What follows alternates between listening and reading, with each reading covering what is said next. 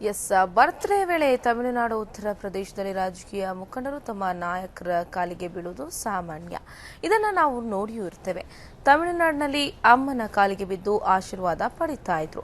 ಆದರೆ ಇದೀಗ ಇದೇ ಸಂಸ್ಕೃತಿ ನಮ್ಮ ಕರ್ನಾಟಕಕ್ಕೂ ಕಾಲಿಟ್ಟಿದೆ. ಬಿಜೆಪಿ ರಾಜ್ಯಾಧ್ಯಕ್ಷ ಬಿಎಸ್ ಯಡಿಯೂರಪ್ಪ ಹುಟ್ಟುಹಬ್ಬಕ್ಕೆ ಕಾರ್ಯಕರ್ತರು ಕಾಲಿಗೆ ಬಿದ್ದು ನಮಸ್ಕಾರ ಮಾಡಿದ್ದಾರೆ.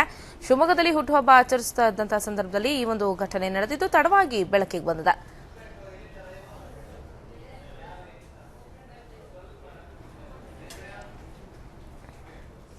ಎಸ್ ತಮಿಳುನಾಡಿನ ಒಂದು ಸಂಸ್ಕೃತಿ ಅಂತ ಹೇಳ್ಬೋದು. ಈ ತರ ಕಾಲಿಗೆ ಬಿದ್ದು ಆಶೀರ್ವಾದವನ್ನು ರಾಜಕೀಯ ಮುಖಂಡರು ಬರ್ತ್ಡೇ ಮತ್ತಿತರ ಸಂದರ್ಭಗಳಲ್ಲಿ ಜಯಲಲಿತಾ ಅವ್ರಿಗೆ ಅವರ ಒಂದು ಬರ್ತ್ಡೇ ಇದ್ದಂತಹ ಸಂದರ್ಭದಲ್ಲೂ ಕೂಡ ವಿಶ್ ಮಾಡಿ ಕಾಲಿಗೆ ಬಿದ್ದು ಆಶೀರ್ವಾದವನ್ನ ಪಡೆದುಕೊಂಡು ಹೋಗ್ತಾ ಇದ್ರು. ಅಂತಹದೇ ಒಂದು ಸಂಸ್ಕೃತಿನ ನಾವೀಗ ಕರ್ನಾಟಕದಲ್ಲೂ ಕೂಡ ನೋಡ್ಬೋದು. ಅದುವೇ ಬಿಎಸ್ ಯಡಿಯೂರಪ್ಪ, ಬಿಜೆಪಿಯ ರಾಜ್ಯಾಧ್ಯಕ್ಷ ಬಿಎಸ್ ಯಡಿಯೂರಪ್ಪ ಅವರ ಜನ್ಮದಿನದಂದು ಕಾರ್ಯಕರ್ತರು ಅವರ ಕಾಲಿಗೆ ಬಿದ್ದು ಆಶೀರ್ವಾದವನ್ನ ತೆಗೆದುಕೊಂಡು ಅವರಿಗೆ ವಿಶಸ್ಸನ್ನ ತಿಳಿಸಿದ್ದಾರೆ.